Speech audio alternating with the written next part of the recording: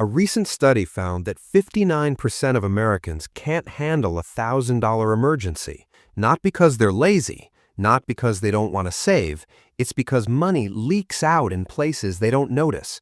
It's like trying to fill a bucket, but the bucket has holes in the bottom. No matter how fast you pour water in, it keeps leaking out. And here's the crazy part.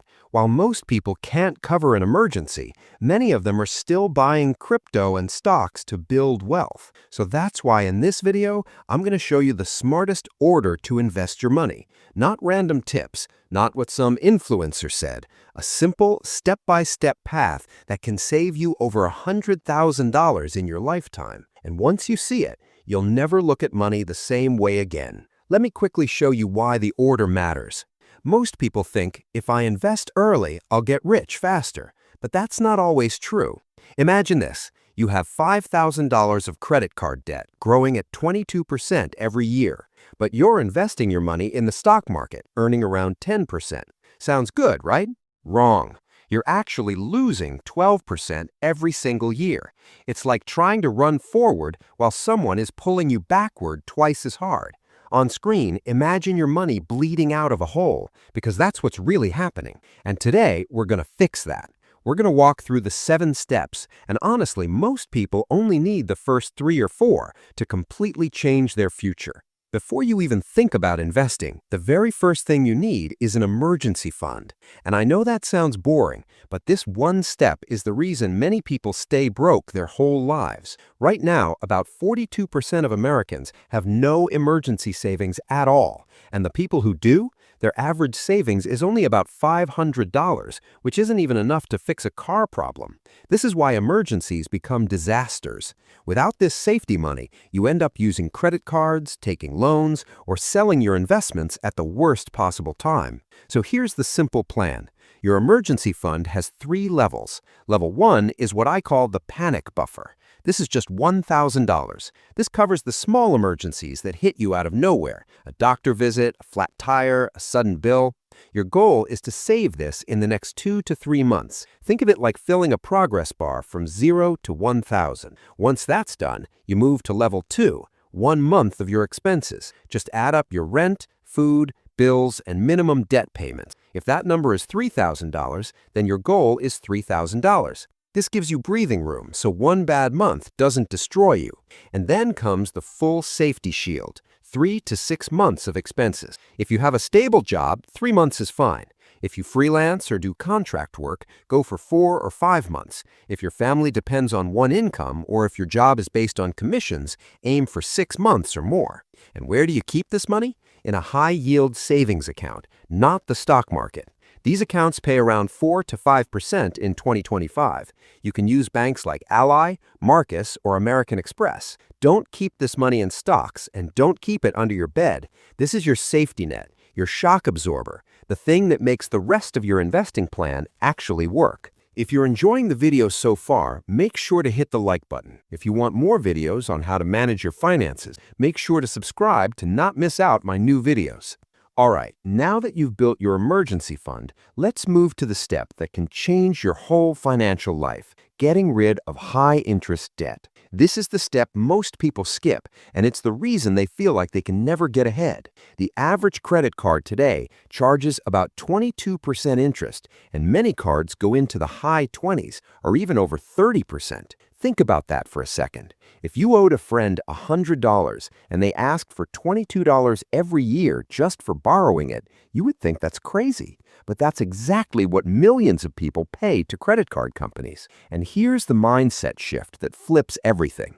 Paying off a debt with a 22% interest rate is the same as earning a 22% return. It's guaranteed, and nothing in the stock market is guaranteed. If you owe $5,000 on a credit card and only pay the minimum, it can take about 23 years to pay it off, and you'll end up giving the bank more than $7,700 in interest. That means you pay the bank more money than you borrowed. When people hear this, they say, "How is that even possible?" It's because interest grows every single month, whether you like it or not. So here's the simple rule. High-interest debts go first. credit cards, payday loans, and personal loans with double-digit interest rates. These debts are like holes in your financial bucket. No matter how much money you pour in, the leaks pull everything out. Medium interest debts, like car loans or student loans, depend on your personal situation. If the rate is around 5 to 8%, you can choose to pay them down slowly or faster. There isn't one perfect answer. Low-interest debts, like most home loans, usually stay because the rate is low and investing gives you better long-term growth. Now, how do you actually pay off your debts? You have two simple options. The avalanche method means listing your debts from highest interest rate to lowest, paying minimums on all of them, and throwing all extra money at the highest one. This saves the most money overall. The snowball method means listing debts from smallest balance to largest and paying off the smallest one first. This gives you quick wins and feels motivating, which helps many beginners stick with the plan.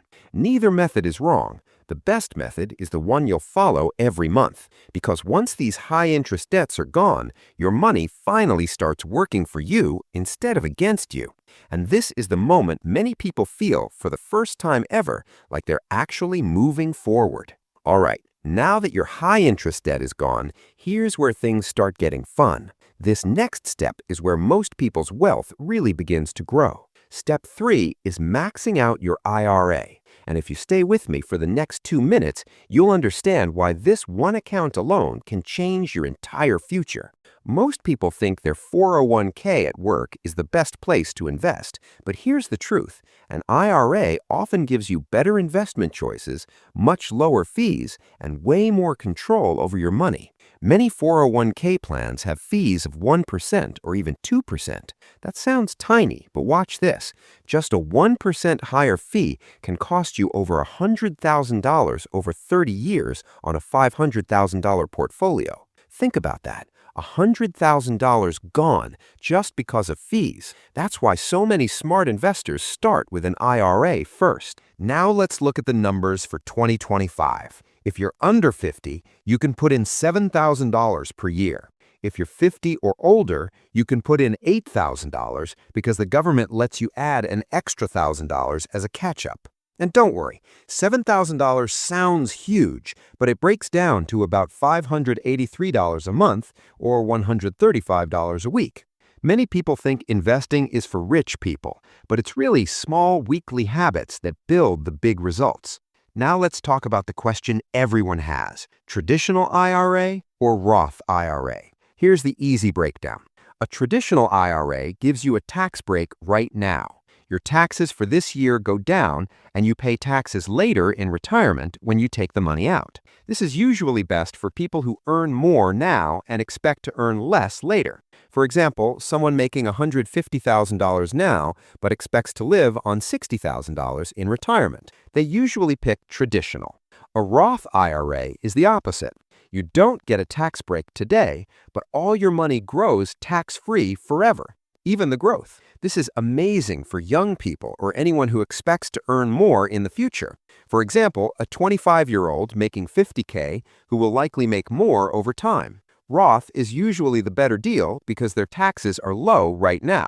Here's a simple way to decide. Choose traditional if you're in a high tax bracket right now, around 24% or higher, and you want that tax savings today. Choose Roth if you're under age 35, in a lower tax bracket, and expect to make more later. And if you still have no idea, don't stress. You can split your money 50-50. This gives you tax flexibility later in life and protects you no matter how tax rules change in the future. One important note: there are income limits for the Roth IRA. In 2025, it starts phasing out at around $150,000 to $165,000 for single people and $236,000 to $246,000 for married couples. If you make more than that, there are legal workarounds, so the door isn't closed. It just takes a different path. And finally, where should you open your IRA? Keep it simple. Use Vanguard, Fidelity, or Schwab.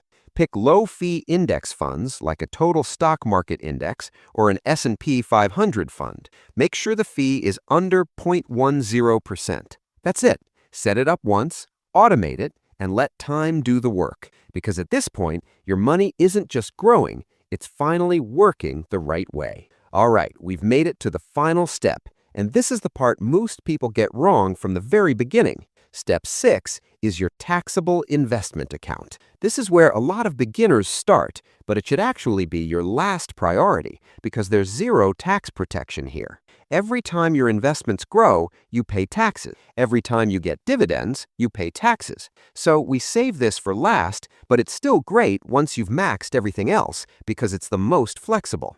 You can open one at places like Vanguard, Fidelity, or Schwab, and invest in the same low-cost index funds and ETFs you use in your IRA.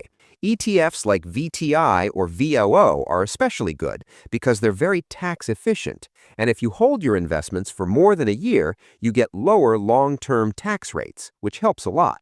The truth is, most people never even make it to this step.